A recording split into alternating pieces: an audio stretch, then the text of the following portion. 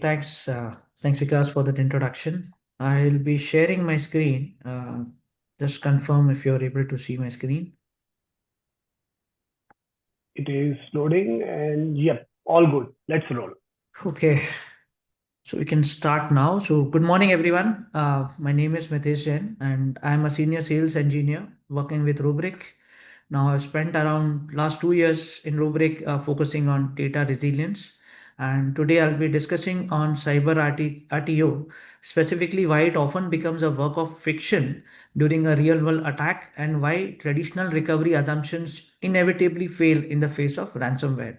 So at any point in time, if you have any questions, I'll take a pause in between also. And if you have any question, please drop it on the Q&A box and my colleague Uday will be happy to answer those. Okay. So these are some stats from our own Rubrik Zero Labs report. So if you Google around and search for Rubrik Zero Labs, you'll see extensive reports on what the customers think and our research which we have done. So over here, if you see, everyone data is a potential target for a threat actor, right? And if you see here, 90% of the IT and security leaders reported at least one cyber attack last year, and nearly 1 in 5 organization experienced more than 25 attacks in 2024 alone. And 86% of the organizations had to pay the ransom as the recovery solution, I would say the backup solution, was unable to recover the clean data. And 74% of the orgs reported that their backups were compromised. So either they had to pay the ransom or bear the data loss. And 35% of the organization confirmed all the backups were completely compromised. So leaving them no room to recover the data and just stay as it is or build the environment from scratch. So these are all real world statistics, what we have gathered as part of this report through various research and surveys across different industries. And you can find these reports available publicly as well. Now, before I go to what actually a cyber attack is, what is a cyber RTO, and what are the dependencies when it comes to cyber recovery, a small case study here, which I have pulled from a public domain. So, Change Healthcare, which is basically a subsidiary of United Health Group, Optum Unit, and it's one of the largest US healthcare technology companies. It operates a massive AI-driven clinical and financial network that processes around 15 billion transactions annually.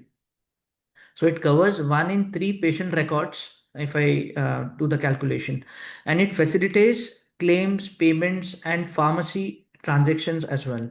So the Change Healthcare ransomware attack actually exemplifies the catastrophic consequence of a cyber attack.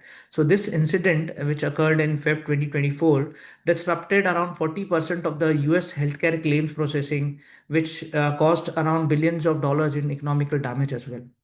So if you look at the attack timeline and initial breach on February 12th, 2024, attackers were able to gain access to one of their remote desktop portal via compromised credentials, which was lacking multi-factor authentication as well. This basic security control failure allowed undetected lateral movement for 9 days. So they were in the system for 9 days. And on February 21st, 2024, Black Cat ransomware was deployed, which encrypted their critical systems and changed the healthcare, disconnected 100 plus systems to contain the spread. Immediately, as a result, halting claims processing, pharmacy services, and payment workflows nationwide. So, if you look at the impact, right? So, 94% of hospitals reported financial impact. Small providers face existential cash flow crisis due to payment freeze. And overall, it was around a 2.45 billion cost impact to United Health Group as well. So, the consequences are huge here, right? So now, when it comes to recovery, right, why cyber RTO becomes a fiction here? So cyber RTO becomes fiction when traditional recovery plans encounter modern ransomware realities. So this slide basically breaks down the specific failure modes that turn theoretical timelines into operational nightmares for you. I'm sure you must be able to relate this with your daily operation jobs which are there.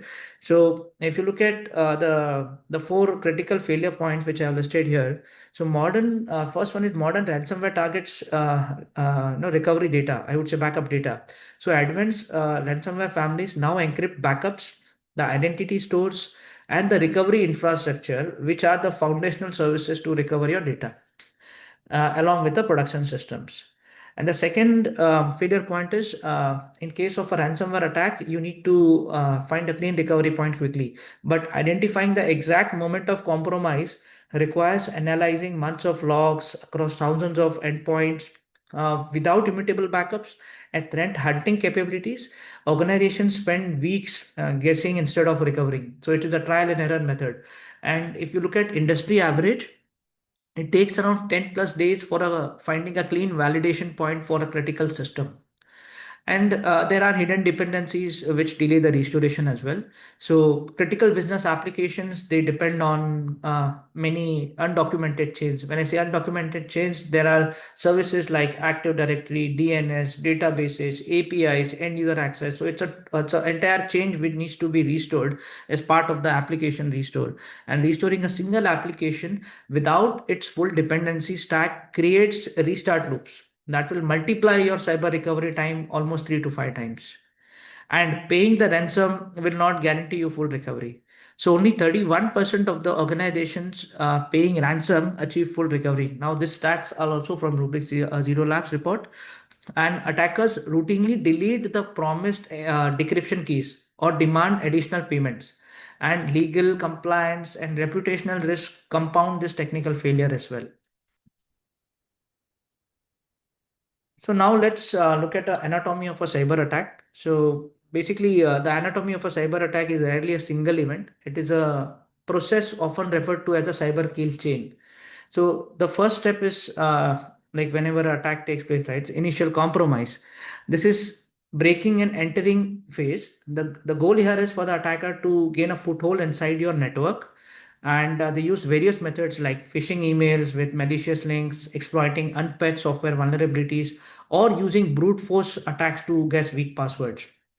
Now, once they gain access via initial compromise, they can execute a small piece of code, often called as a payload, that establishes a connection back to the attacker's servers. Now, after this stage, there is a system surveillance stage, where we also called it as reconnaissance phase. So once the attacker is inside, the attacker usually doesn't strike immediately. They sit quietly to understand the environment.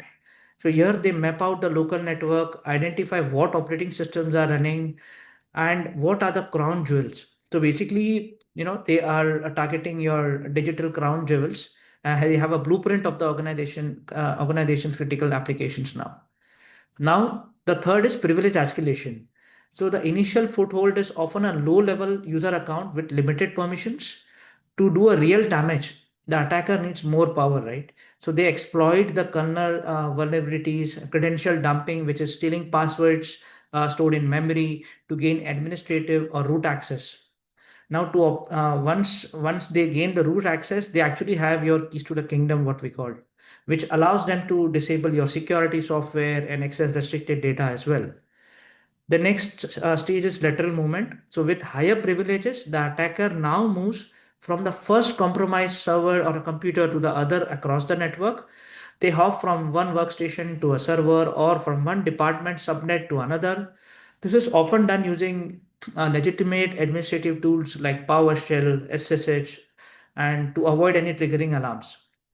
Now, once they get access via these tools, they get as close to the target data as possible to, which actually is a backdoor for them to enter the critical systems. Now, once this is done, there is a data exfiltration phase. So now the attacker has found the data, they need to get it out. So this data can be your sensitive data, your customer information, your account number, your credit card information. The attacker, they basically compress, encrypt, and tunnel sensitive files out of the network to their own servers. They often do this in small batches to avoid detection by traffic monitoring tools. Now, the goal of the attacker here is to steal the intellectual property, your customer data, financial record for sale or ransom. And once they exfiltrate the data, in many modern day attacks, the final step is to ensure the victim cannot recover quickly or to create a diversion. So when I say diversion, the attacker may trigger a data denial of service by encrypting files or corrupting databases or flooding storage with junk data to crash the system itself. Now, the goal of the attacker here is to maximize leverage for a ransomware payment or to burn the evidence of the theft, leaving the organization in a state of chaos, right? So this is basically an anatomy of a cyber attack, where the attacker gains access to the system by initial compromise and follows through the different stages, and eventually the data is encrypted, there is a denial of service, and you cannot access your critical data or even your backup sets which are needed for recovery. But in such a scenario, uh, when you need to recover, right, you cannot do a simple recovery which you used to do in a traditional way when there were no cyber attacks, right? So before even doing a cyber recovery, you need to understand what was impacted. So like how many servers were impacted, how many files were encrypted, so what was the blast radius of the attack? So do I need to do a bulk recovery? So that will come at a later point. But if you know the blast radius, you know like what a segment of my network or my infrastructure is compromised. Then you need to assess, was that data which was compromised or encrypted or deleted, was it sensitive? Was it my company's confidential data? Were they my company's financial record? Was it my customer data like account number, credit card number, or some healthcare information of my customers? And who has access to it? So are there any internal users or external users who are having access to that particular sensitive data which was compromised? Then you need to determine what can be recovered. So if it was a large attack, whether you need to do the recovery of all the servers or the application in a sequential manner, or if it was only a certain set of folder or files were encrypted, do you need to only do a surgical recovery and recover only those set of files? So you need to understand that as well. So now after this, you need to find out what was my last clean recovery point. So when I say clean recovery point, this is the point where there was no encryption, there was no malware which was sitting in my environment. The environment was working as usual, and there were no signs or no sign or no threats actors present in my environment. So once you find out this, how do you contain the threat? So the backups which were taken, which were having this particular malware or a bad signature or a threat actor, how do you contain those threats? So can you quarantine the backup set? Can you find out the threat actor? Can you find out the exact point in time when this threat actor had actually gone inside your servers? So you need to do analysis or forensics on that as well. So once you do that, you need to decide what kind of recovery you want to do. Whether it is a surgical recovery, like you just need to restore few files or restore the critical servers first in a orchestrated manner or in a bulk manner, and you need to select a proper clean point in time before you do the recovery so that you don't reinfect the environment again. So basically, if you see, these are the steps which you'll follow to do a clean recovery of your data and hence your applications. Now, if you see during this time, the time to answer all these questions, all the forensics questions, this will actually determine your true cyber RTO. Because if you don't follow this and if you blindly restore the data, you'll reinfect the environment again, and again you'll go in a loop and just do a trial and error and try to restore the data. So this having answers to these questions quickly will actually determine your true cyber RTO. So I'll just take a pause here if there are any questions in Q&A.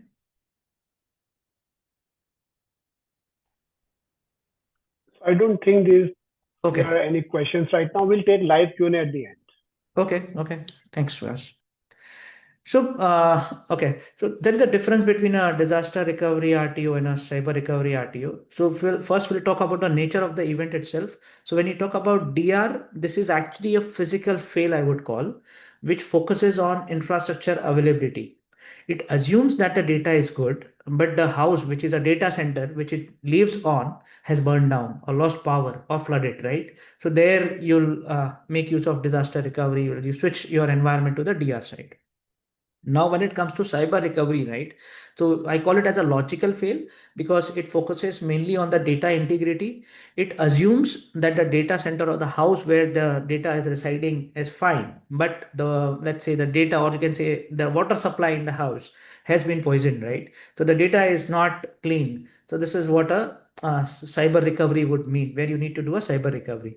Now, if you compare a normal disaster recovery RTO with a cyber recovery RTO, like before a cyber attack, recovery used to be simple. So in case of a disaster like floods or any data center is down, you would just switch your primary applications to DR, and this would be few minutes or hours depending upon the number of applications which are there, and this would basically be your disaster recovery RTO. But this is just switching of connection. This is basically not a restoration work. And in case of a cyber attack, if you see, right, you cannot directly switch to a DR site. So if you see my previous slide, right, if you recollect my previous slide where you need to get answers to all those forensic questions before you do a cyber recovery, this will actually determine your cyber RTO. So basically, you need to get your IR vendor involved at this time, and they will do the forensics, determine the clean copy of the data which can be restored, and this is where the time to recovery increases, which actually determines your cyber RTO. So that's in general, like the difference between a disaster recovery RTO and a cyber RTO. Now, when it comes to cyber recovery, right, so why often the timelines fail? So here, if you see, I have listed a few factors. So one is, like mostly these are the operational reality which I have covered here. So cyber recovery timelines frequently miss targets despite you have backup strategies in place and you have a defined RTO. Now the gap between a planned recovery window and the actual performance reveals systemic changes that undermine even mature cyber resilience programs. So when I say that, like, there is a hidden time drag. So cyber recovery operations encounter four critical time sinks that extend beyond technical restoration.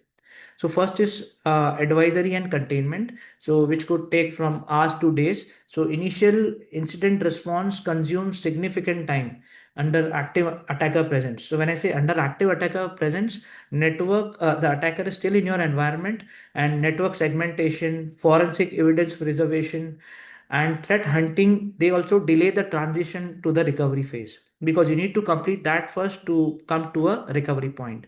And then there is a debate on the clean point dilemma. So establishing a verified clean point represents the most challenging phase.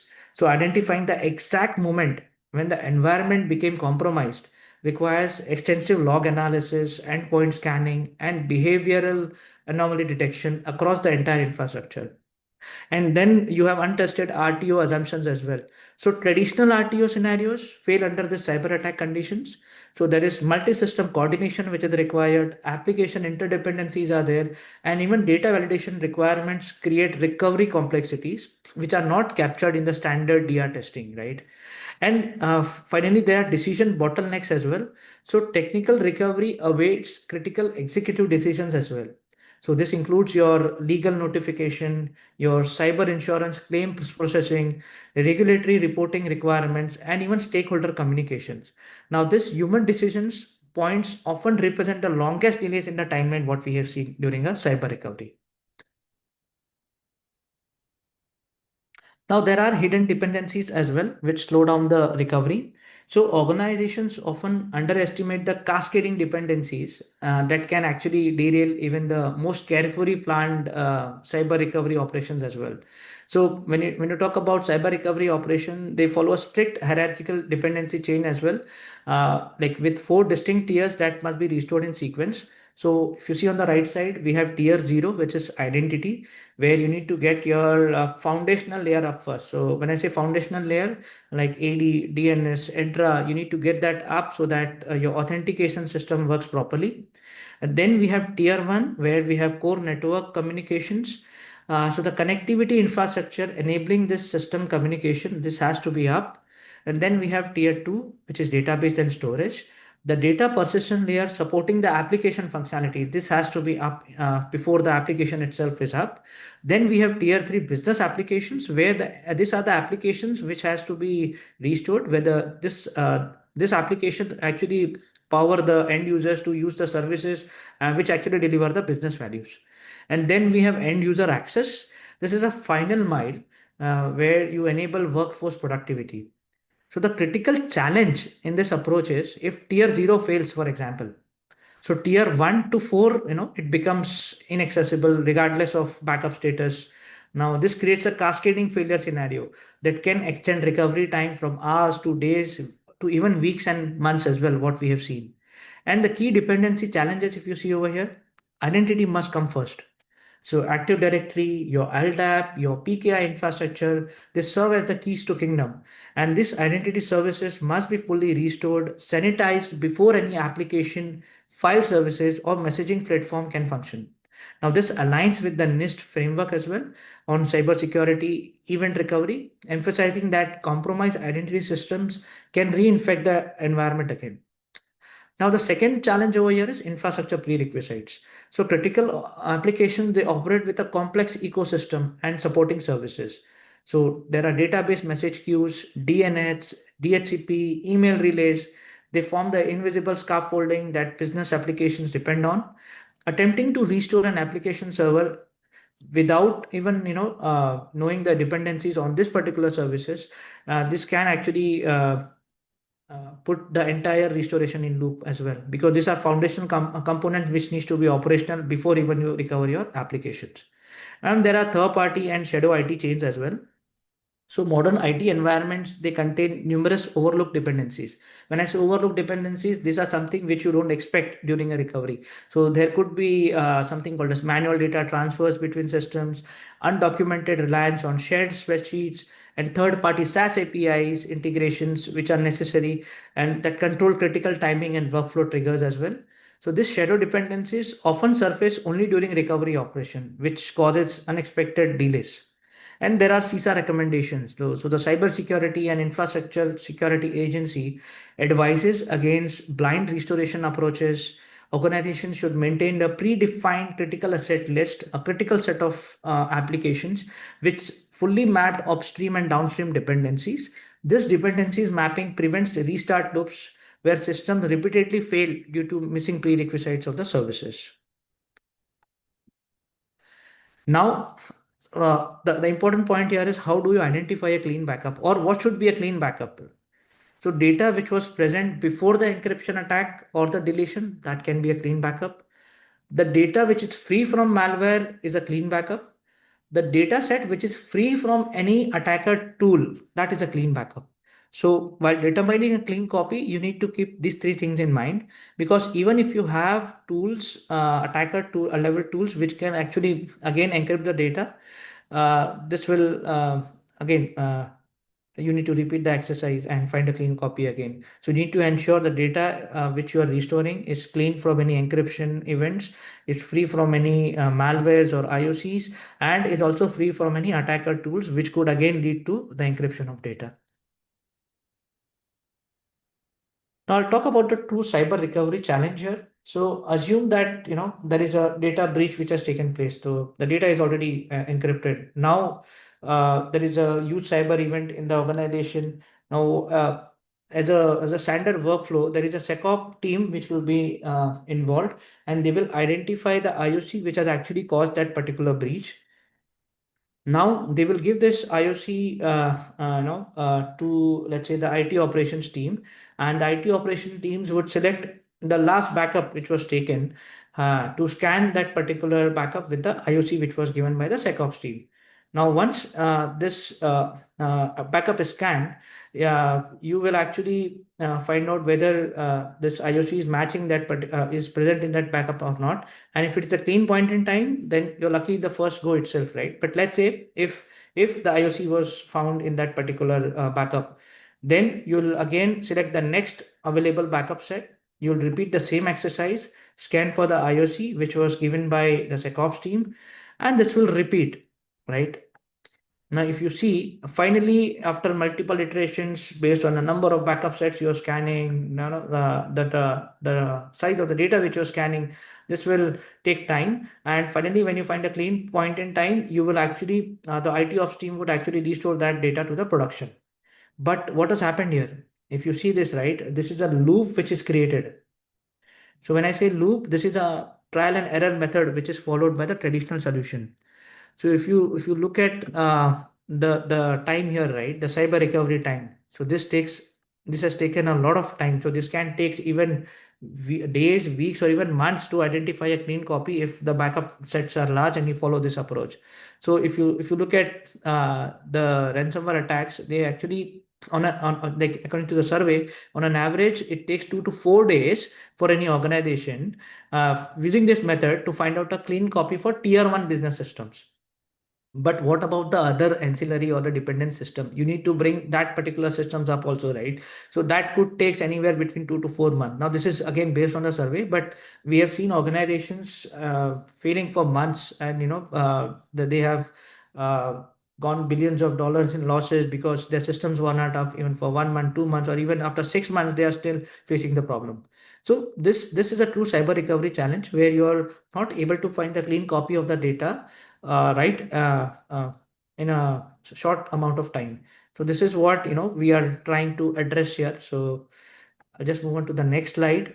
I'll talk about Rubrik. So Rubrik Security Cloud, if you see, or Rubrik, I would say, is a cyber resilient platform where we provide you data protection plus data security and a complete cyber resiliency so that you can recover your clean data quickly in case of any cyber attacks in your production environment. So if you see on the left side, right, so these are all the workloads which we protect first on our immutable platform. So whether the workloads are from on-premise, your cloud, your SaaS environment, your unstructured data. So it can be your M365 Salesforce when it comes to SaaS, and even identity is a part where we protect your AD, Entra, and Okta as well. So we protect all this workloads or environments in our platform, and we manage it from a centralized console which is called Rubrik Security Cloud Control Plane. So the first step is to get the data on immutable platform. So for on-premise, we have our own purpose-built appliance, and we protect the data on that. And we have our own immutable file system, which is homegrown, and we have a native immutability. When I say native immutability, we don't compromise on immutability. When I say we don't compromise, you don't have any option to turn on or off the immutability. It is there by default. So whatever data which we are protecting on the appliance, this is immutable by default. You cannot turn off the immutability. So the first step is to get the data in an immutable vault.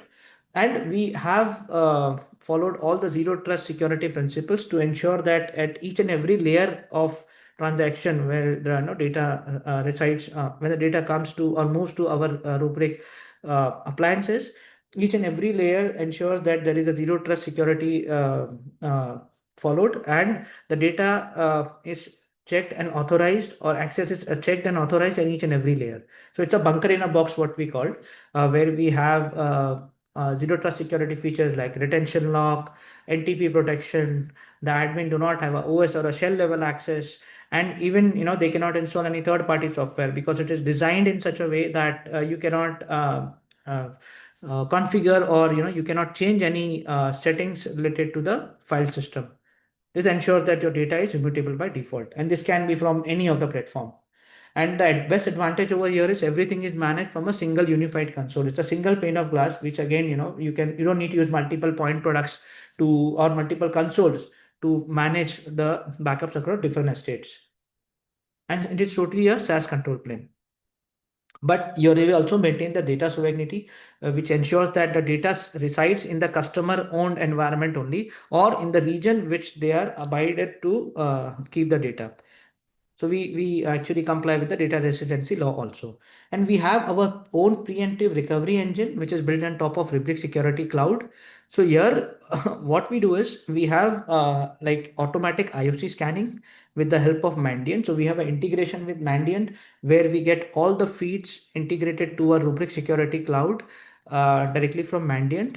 So currently we have around 1.5 million or more than 1.5 million hashes and more than 6,500 Yara rules, which are used to check against the data what we have protected. And whenever there is a match against those hashes or Yara rules, we will flag it out for you proactively as soon as we take the backup, and you can actually take the necessary action on that. So we have automatic IOC scanning as part of Mandiant, and even as a customer, right? You can actually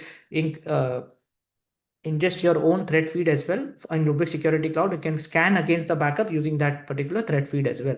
And we also now have integration with CrowdStrike and recorded future where we can get feeds from them as well. And it's a completely API driven architecture. You can integrate your third party tools as well. Same source solution with Rubrik Security Cloud.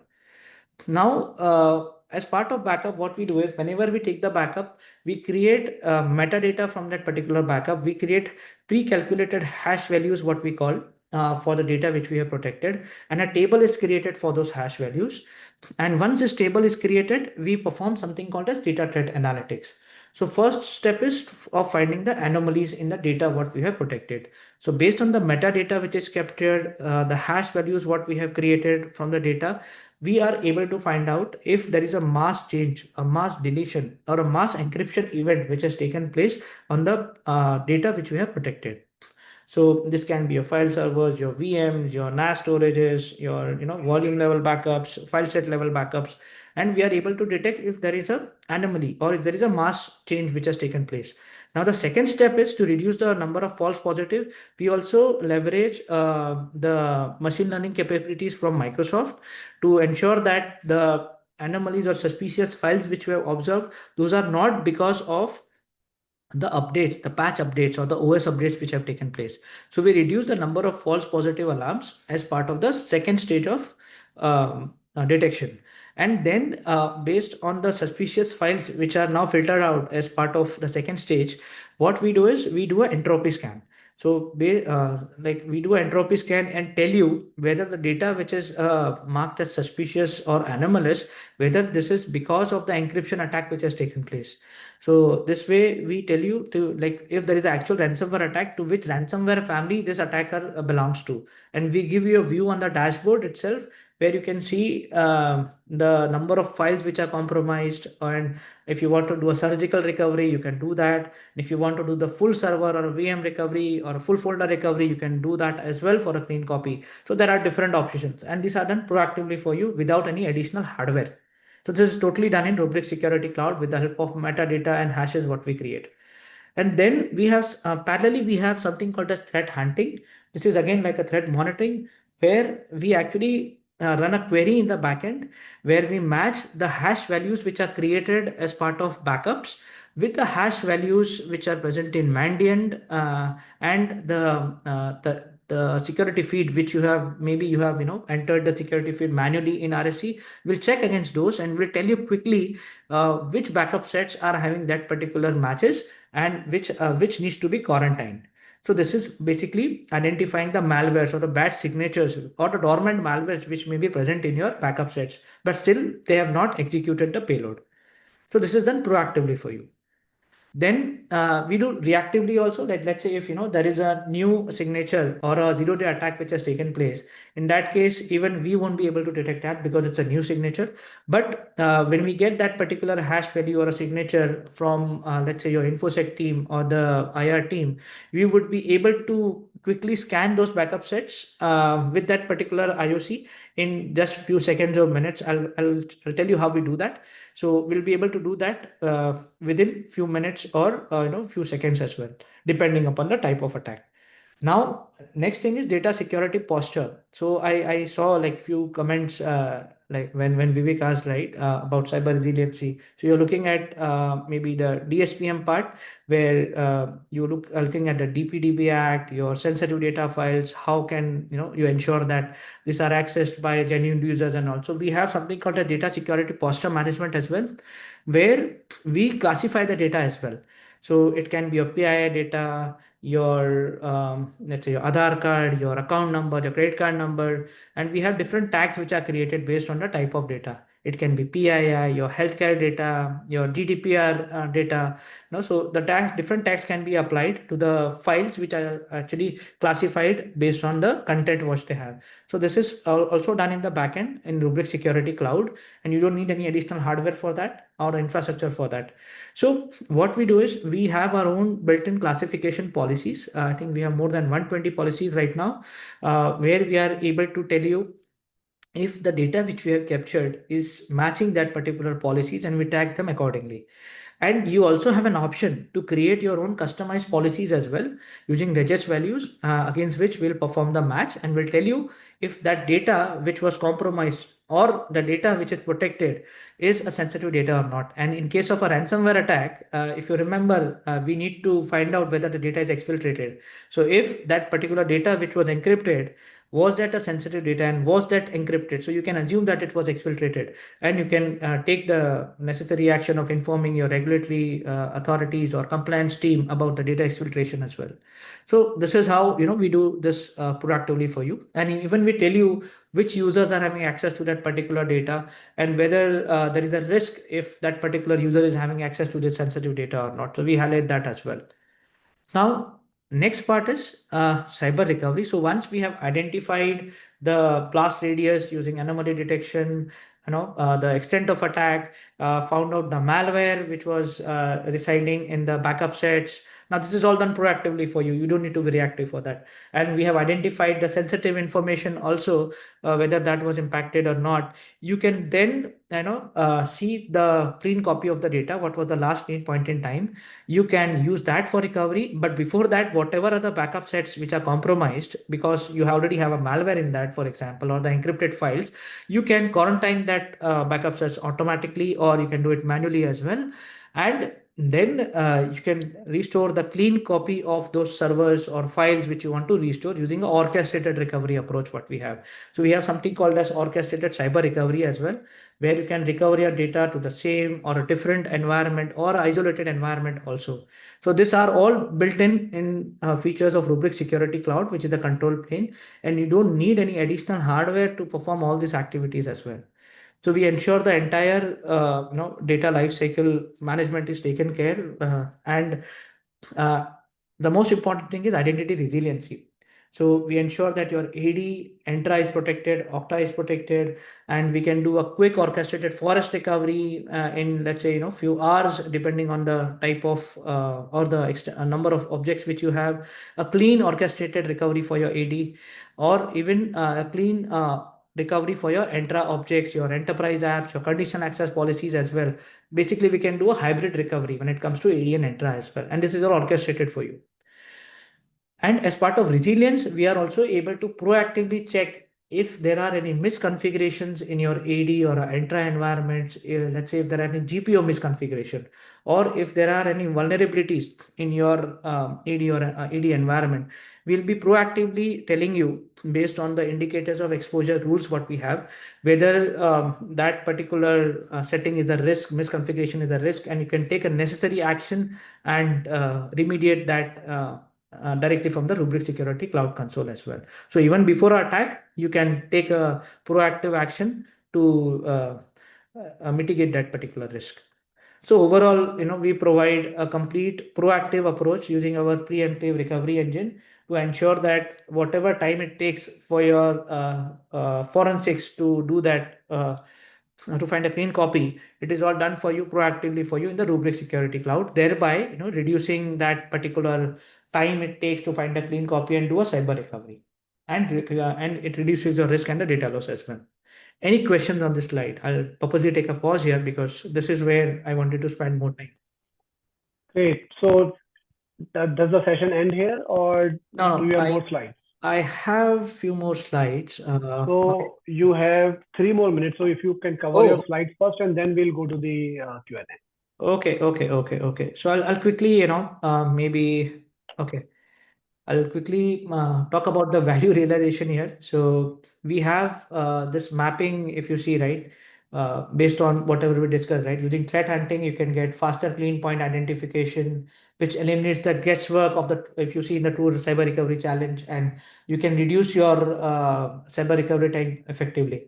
And immutable backups, this will result in resilient last line of defense. And then we have recovery orchestration, or you need to have recovery orchestration so that you can be sure that this is the time it will take for an entire cyber RTO for your business critical applications to be up.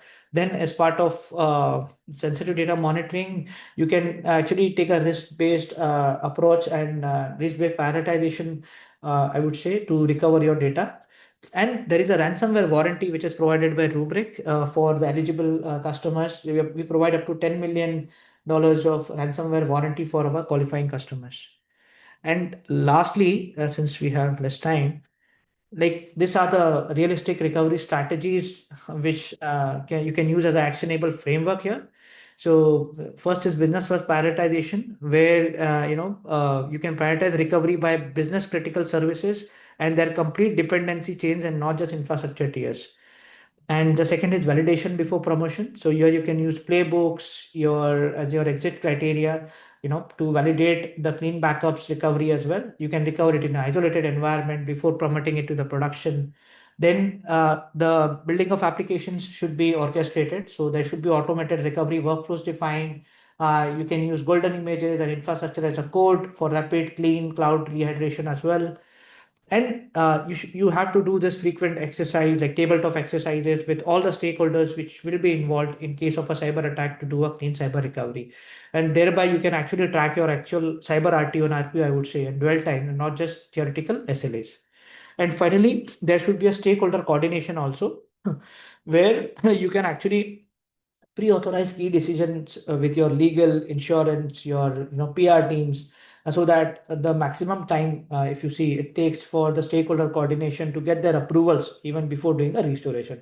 So this can be avoided if you have pre-authorized key decisions with legal and other teams, and you can coordinate restoration sequences with different stakeholders also. So the goal here is, to have a complete resiliency. And when I say resiliency, you can transform from infrastructure to business continuity and shift from can we restore to how fast can we restore cleanly by trusting validated data over infrastructure assumptions. Vikas, sorry, that was the last slide from me. Perfect. Great. Sounds good. Excellent session, Mitesh. So let's take Q&A. Guys, please unmute, raise your hand. I'll unmute you and then you can ask your question.